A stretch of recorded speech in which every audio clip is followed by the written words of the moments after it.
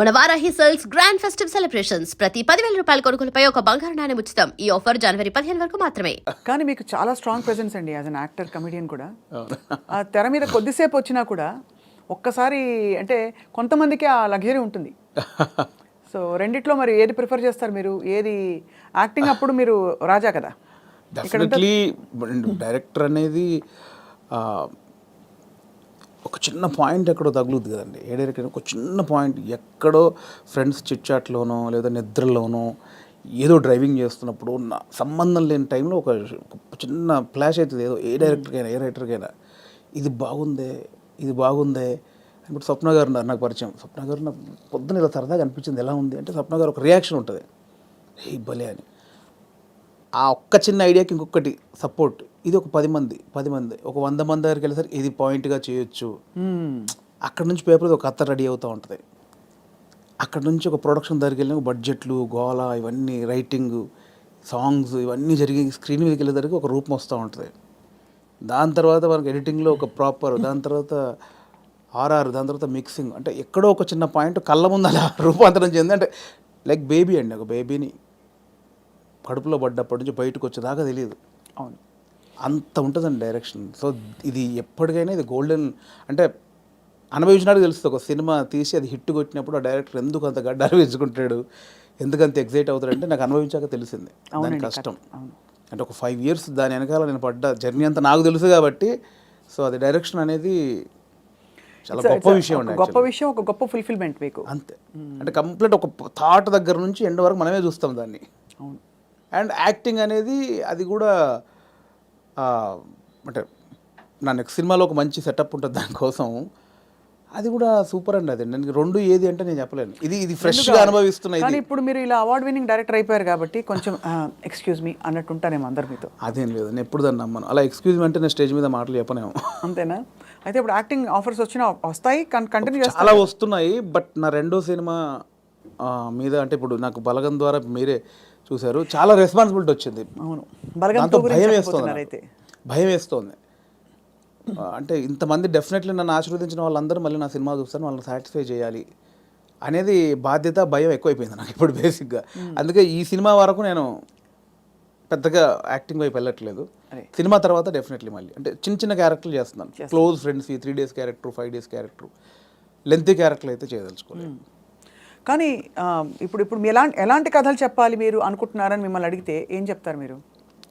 మిమ్మల్ని మూవ్ చేసే కథలు ఇప్పుడే నాకు డెఫినెట్లీ మట్టి కథల మీద ఎక్కువ నాకు ఉంటుందండి. రియలిస్టిక్ థింగ్, కొంచెం ప్రాక్టికల్గా ఉన్న విషయాలను చెప్పాలనేది నాకు ఉంటుందండి ఎక్కువ. నా చిన్నప్పటి నుంచి చిన్న ఫీలింగ్ అదే. ఇంట్లో పెరిగిన వాతావరణం, మా ఫాదర్ పెరిగిన వాతావరణం, మా ఫాదర్ చిన్న కమ్యూనిజం, ఆయన చిన్న కమ్యూనిస్టు.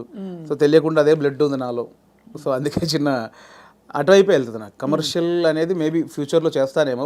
ప్రజెంట్ అయితే మైండ్ అంతా నేను చిన్నప్పుడు నా జీవితంలో, నా జర్నీలో జరిగిన విషయాలు చాలా ఉన్నాయి, చాలా ప్రాక్టికల్ విషయాలు ఉన్నాయి. చాలా జనాల్ని అంటే రెగ్యులర్ కమర్షియల్ అన్నీ చేస్తున్నాం కదా, ఒకసారి చూసి బలగంలాగా ఆలోచించి అరే ఇది కదా మన చుట్టూ ఉన్నాయి కదా అని ఆలోచించే విషయాలు చాలా ఉన్నాయి నా వరకు అయితే. సో అది ఎంతవరకు చెప్పే పరిస్థితి ఉందో తెలియదు, చెప్పేంత వరకు చెప్తాను. చాలా సంతోషకరమైన విషయం ఏంటంటే వేణుగారు, ఇప్పుడు ఇక్కడ తెలంగాణ రాష్ట్రం నుంచి టాలెంట్ ఎంత బ్లాసమ్ అయ్యి ఎన్ని చక్కటి మట్టి కథలు వస్తున్నాయి, ఎంత మంచి టాలెంట్ ఉంది అసలు. చాలా ఏళ్ళు ఆల్మోస్ట్ బయటికి రాలేదు అనిపిస్తుంది. ఆమె రాంగ్? నేను తప్పుగా మాట్లాడాను? కరెక్ట్గా చెప్పాను? కరెక్ట్ అండి. ఇప్పుడు బయటకు రావడం, కట్టలు తెంచుకుని ఒక్కొక్కళ్ళు, అంటే ఇక్కడ ఈ గడ్డ మీద ఉండే ఆలోచన ఏంటది, ధాటి అంటారు చూడండి, ఆ కన్విక్షన్ అది చాలా గొప్పదండి. అంటే మట్టి నుంచి పుట్టిన కథలు కదా. అంతే అండి. ఇంతకుముందు ఇక్కడి ప్రాంతం వరకు ఏంటంటే కొంచెం చదువు లేక ఆకలి చౌలు ఇక్కవరకే ఉంది. బట్ అక్కడ సృజనాత్మకత కూడా ఉంది, చాలా ఉంది. అంటే ఇటువైపు ఎన్ని కథలు ఉన్నాయి, అటువైపు ఎన్ని కథలు. ఎక్కడైనా మనుషులు ఉన్న చోట చాలా కథలు ఉంటాయి. అవును. సో ఇక్కడ కథలు కూడా ఇప్పుడు వస్తున్నాయి. అందుకే ఇప్పుడు అంటే ఎట్ ప్రజెంట్ నా మూడంతా ఇక్కడే ఉందన్నమాట. నా జర్నీలో నేను చాలా కథలు చూశాను, అందులో ఒకటి బలగం. సో ఇంకా చాలా కథలు చూశాను. అవును. సో అవన్నీ చెప్పొచ్చు, దాన్నే కమర్షియల్గా చెప్పొచ్చు. ఇప్పుడైతే మరి మీ రెండో సినిమా వివరాలు అడగచ్చా? ఇంకా చూనా? సూన్ అండి, సూన్ డెఫినెట్లీ. అంటే అఫీషియల్గా నా ప్రొడక్షన్ నుంచి వచ్చినప్పుడు అడిగితే బెటర్. నో డెఫినెట్గా. కానీ అందరికీ క్యూరియాసిటీ ఏంటంటే బలగం తీసిన తర్వాత మీరు చాలా జాగ్రత్త పడాలి. ఇంకా రెండో సినిమాకి అదండి. అదే స్థాయిలో మెప్పించాలి, ఇంకా ఎక్కువ మెప్పించాలి వీలైతే. మరి ఏంటి మీ ఆలోచనలు దాని మీద? ఉందండి, కథ అయిపోయింది, ఆల్మోస్ట్ కథ అయిపోయింది. ఇంకా అఫీషియల్గా అనౌన్స్ చేస్తాం త్వరలో. మళ్ళీ డెఫినెట్లీ నన్ను ఎవరైతే ప్రేమించారో ఆశీర్వదించారో వాళ్ళని ఒప్పిస్తానని నమ్మకం అవుతుంది. నా కథ అయితే ఇప్పటివరకు అయితే ఖచ్చితంగా ఒప్పిస్తానని నమ్మకం అవుతుంది. అంతకుముందు కామెడీ యాక్టర్గా జబర్దస్త్లో మీ జర్నీ ఎలా ఉండింది వేణు గారు? అది హ్యాపీ జర్నీ అండి, చాలా హ్యాపీ జర్నీ నా లైఫ్లో. అంటే జాలీగా ఉన్న రోజులు అవి. అంటే నేను 2004లో యాక్టర్ అయిన తర్వాత 2015 వరకు గాడ్ గ్రేస్ అసలు వెనక్కి తిరిగి చూసుకోలేదండి. అంటే నేను డైలీ 4 షూటింగ్లు 5 షూటింగ్లు. అంటే ఈరోజు హైదరాబాద్లో ఉంటే సడన్గా మీరు వేణుగారు ఎక్కడున్నారంటే ఈరోజు ఇక్కడే ఉన్నానండి ఈవినింగ్ అంటాను. రేపు ఫోన్ చేస్తే దుబాయ్లో ఉన్నానండి. అదేంటి నేను ఈవినింగ్ హైదరాబాద్ అన్న, అంత బిజీగా ఉన్నాను నేను. అంత బిజీగా ఉన్నా డైలీ 3-4 షూటింగ్లు, ఈవెంట్స్ అని దుబాయ్లు, ఫారిన్ షెడ్యూల్స్, చాలా బిజీగా ఉండేవాడిని. ఐ థింక్ 4 నుంచి 15-16 వరకు నేను వెనక్కి తిరిగి చూసుకోలేదు. అంటే మా ఇంట్లో నెలకి ఒక వారం రోజులు తింటే హ్యాపీ, అంతే. అంత బిజీగా ఉండేవాళ్ళు. పొద్దున ఎప్పుడైందో, సాయంత్రం ఎప్పుడైందో, నైట్ ఎప్పుడైందో తెలిసేది కాదు. సో 15 తర్వాత కొంచెం జబర్దస్త్ నుంచి బయటకు వచ్చి అప్పుడు ఇంకేమైనా చేసుకోవాలని ఈ బలగం ఏదైతే దానికి ప్లానింగ్లో ఉన్నప్పుడు మాత్రం కొంచెం ఒక 3-4 ఇయర్స్ బాగా స్ట్రగుల్ అయ్యాను.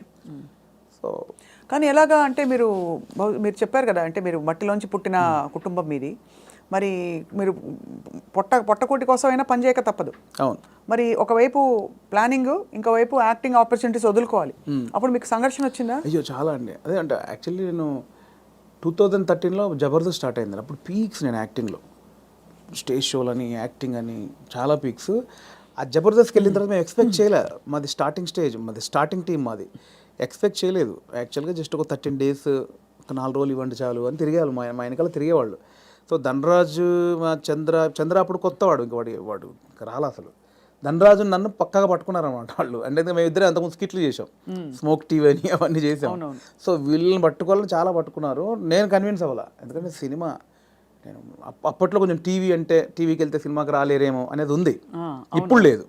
ఇప్పుడు స్క్రీన్ అనేది ఉన్నది తప్ప big screen, small screen, phone screen లేదు. ఇప్పుడు స్క్రీన్ అంతే. అప్పుడు ఆ వేరియేషన్స్ ఉన్నాయి.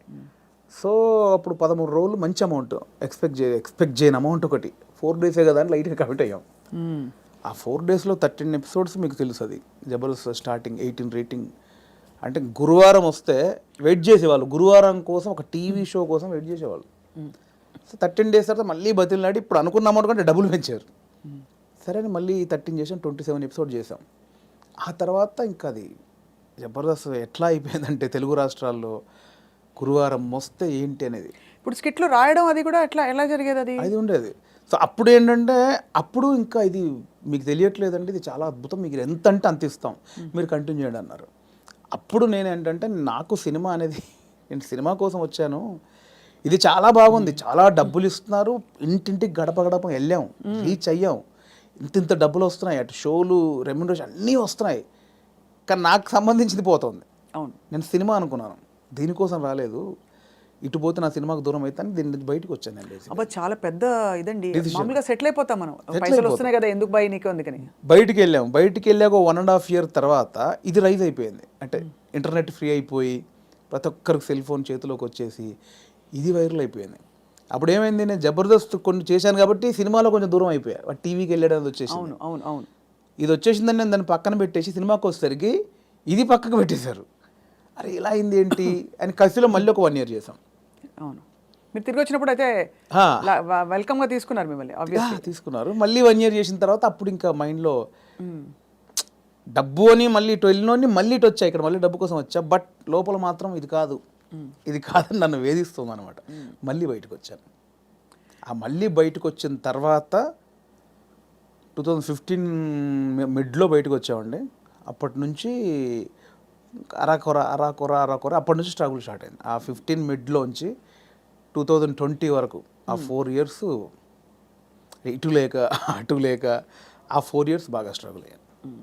అది మేజర్ నా కెరియర్లోనే వెరీ బ్యాడ్ పీరియడ్. అంటే తినడానికి ఉండడం వేరు, అది వేరు, బట్ మైండ్ బిజీగా ఉండడం మెయిన్ ఇంపార్టెంట్. అవును, మైండ్ బిజీ. మనం అసలు ఎక్కడ ఎటు వెళ్తున్నాం అని ఒక తెలుస్తుంది కదా లోపల. పొద్దున 6 గంటలకు వేస్తే స్టాఫ్ వచ్చారా, పొద్దున 12 గంటల వరకు ఈ షూటింగ్, మధ్యాహ్నం ఆ షూటింగ్, రేపు దుబాయ్, ఇటు ఆస్ట్రేలియా, ఇవి అన్నిట్లో ఈ స్కిట్ల బిజీ ఉంటుంది. ఇప్పుడు మీరు ఇందాక అడిగారు స్కిట్లు, మినిమం ఒక స్కిట్ రాయడానికి 2 రోజులు పట్టేదండి. ఎవరు రాస్తారు? నేను, నా టీం మెంబర్స్, ఎవరైనా ఒక రైటర్, అంటే మనకు సింక్లో ఉన్న మెయిన్ టీమ్ లీడర్ దగ్గరనే ఉంటుందండి. ఇంప్రూవ్ అని ఉంటుందండి యూఎస్లో, అంతా ఉంటుంది ఇది. 100% ఇంప్రొవేషనే స్క్రిప్ట్ అండి, స్క్రిప్ట్ రైటింగ్ ఏ ఉండదు. సో మీకు దానికి నేపథ్యం, మీరు Depends థియేటర్కి అది. వెళ్ళారా? థియేటర్కి వెళ్ళారా? థియేటర్ ఏం లేదండి నాకు. థియేటర్ ఎక్స్పీరియన్స్ లేదు, జస్ట్ మీరు చూసి నేర్చుకున్నవి అంతే ఇవన్నీ. అంతే. ఎందుకంటే ఇప్పుడు బాడీ మనం లాంగ్వేజ్, కూర్చున్నామండి, టైమింగ్. ఇప్పుడు పాయింట్ ఎట్లా వస్తే మనం కూర్చున్నాము, లేట్ అవుతుంది, ఈ లేట్ అయిన గ్యాప్లో ఏం చేద్దాం అని ఒక థాట్, ఏం చేయొచ్చు అని కూర్చొని మాట్లాడుకోవడం. అలా మాట్లాడుకుంటే ఏదో జోకులు వస్తూ ఉంటాయి. ఓ బంచ్ ఆఫ్ జోక్స్ వచ్చాక అసలు దీనికి ఏంటి కంటెంట్ ఏంటి, కథ ఏంటి, ఓ ఇలా వచ్చాడు, ఓ మిడ్లో గొడవ జరిగింది, లాస్ట్లో ఆ గొడవ పడి సారీ చెప్పాడు, ఓ స్టార్ట్, ఓ మిడ్, ఎండ్, ఏం చేయొచ్చు దీనికి, అలా కూర్చి స్కిట్ రాయడమే. అలా టీం అంతా రాయడం, ఆలోచన ఎక్కడైనా పాయింట్ వస్తుంటుంది. అది టైమింగ్ ఎడిటింగ్లో అసలు అంటే మా టైంలో అయితే ఎడిటింగ్ సెన్స్ లేకుండానే దింపేసేవాళ్ళం అండి. నింపేశారు. ఇప్పుడు ఎలా ఉందో నాకు తెలియదు. నా ధనరాజు కానీ, నేను కానీ, అప్పుడు రాఘవ్ గారు కానీ, చంద్ర కానీ, అంటే అప్పుడు ఇప్పుడంటే పాపం వాళ్ళు జబర్దస్త్ వాళ్ళకి ఇప్పుడు వాళ్ళకి ఏమైందంటే కొన్ని వేల పాయింట్లు టచ్ చేశారండి. అవును, ఎన్ని స్కిట్లు అయి ఉంటాయి, కొన్ని వేల స్కిట్లు అయి ఉంటాయి, వేల పాయింట్లు టచ్ చేశారు. ఇంకేం చేయాలో అర్థం కాక వాళ్ళకి. అవును. అప్పుడు మేము కొత్త కాబట్టి మాకు అన్ని కొత్తయే, ఆల్ పాయింట్స్. ఇప్పుడు అత్తా కోడళ్ళు ఓ 100 పాయింట్లు ఉంటాయి, అప్పుడు మాకు అవన్నీ కొత్త. ఇప్పుడు అత్తా కోడలు చేయమంటే ఏది చేసినా కూడా ఆల్రెడీ చేసినట్టే ఉంటుంది. సో అట్లా మాకు చాలా పాయింట్స్ దొరికేవి. ఇప్పుడు చంద్ర మొత్తం ఫ్యామిలీస్ మీదకి వెళ్ళిపోయేవాడు, నేను అన్నీ కొంచెం టిపికల్గా ఉండాలి, అరే నేను ఈ కొంచెం కొత్తగా ఏదో చేసేవాడిని, ధనరాజు ఇంకో, అట్లా ఎవరి కేటగిరీ వాళ్ళకు ఉండేది. సో అప్పుడు పోటాపోటీ బాగా చేసాము. సో ఆ 15 నుంచి బయటకు వచ్చాక అంత మంచి రెమ్యునరేషన్స్ కానీ, ఈవెంట్స్ కానీ, మీకు తెలుసు ఈవెంట్స్ ద్వారా మంచి ఆర్టిస్టులకు మంచి ఆదాయం ఉంటుంది, చాలా బాగుంటుంది. అదే కదా. సో అటు ఇటు మిస్ అయ్యి ఈ 15 నుంచి 20 వరకు నేను దాదాపు మీరు ఎక్స్పెక్ట్ చేయలేని అమౌంట్ మిస్ అయిపోయాను. సో ఆ లోపల అది ఉంటుంది, అది బాధ అనమాట, తిండికి బాధ కాదు. అనవసరంగా దాంట్లోంచి బయటకు వచ్చావు, ఇప్పుడు ఇంత పోయింది, ఇప్పుడు ఇది లేదు అది లేదు. ఇప్పుడు మన బతుకులకి నువ్వు వచ్చిన నేపథ్యానికి అది చాలా పెద్ద అమౌంట్. దాన్ని మిస్ అయిపోయామే, తప్పు చేసామా, ఒప్పు చేసామా, అనవసరంగా సినిమాని ఓ పెద్ద బిల్డప్ ఇచ్చుకొని బయటకు వచ్చావు, ఇక్కడ ఇది లేదు, అక్కడ అంతా సాలిడ్ అమౌంట్ మిస్ అయిపోయి ఏంట్రా తప్పు చేసామనే గిల్ట్ ఒకటి ఉంటుంది చూసారా, ఆ గిల్ట్ ఎక్కువ పోయాను అనమాట.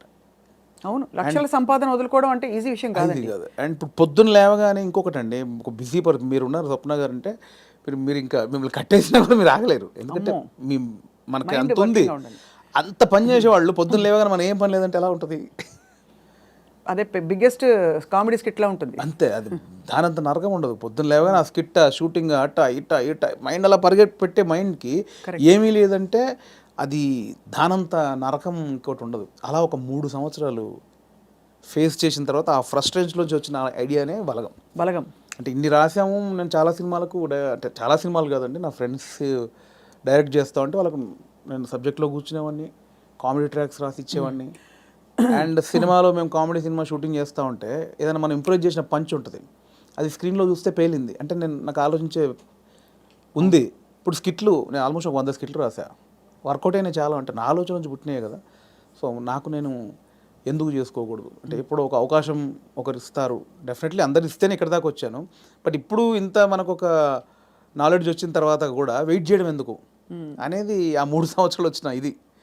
అక్కడ సరే నేనే హీరోగా చేసుకుందాం, నేనే రాసుకుందాం, నాకు ఒక కథ రాసుకుందాం, నన్నే ఇలా ప్రజెంట్ చేసుకుంటే దాన్ని చూసి వేషాలు వస్తాయి మళ్ళీ అనే దాంట్లో నేనే ఒక పాయింట్ అనుకుందామని స్టార్ట్ చేసిన జర్నీ. ఒక 3-4 పాయింట్లు అనుకొని అవన్నీ రెగ్యులర్గా ఉన్నాయి. ఇలా అయితే నన్ను ఎందుకు చూస్తారు, చాలామంది అలా వస్తున్నారు కదా, నన్ను చూడాలంటే మళ్ళీ నేను కొంచెం బ్యాక్వర్డ్ అయి ఉన్నాను, ఇప్పుడు నన్ను కొత్తగా చూడాలి, కంప్లీట్ ఆపోజిట్గా చూడాలి, అది ఏం చేయొచ్చు.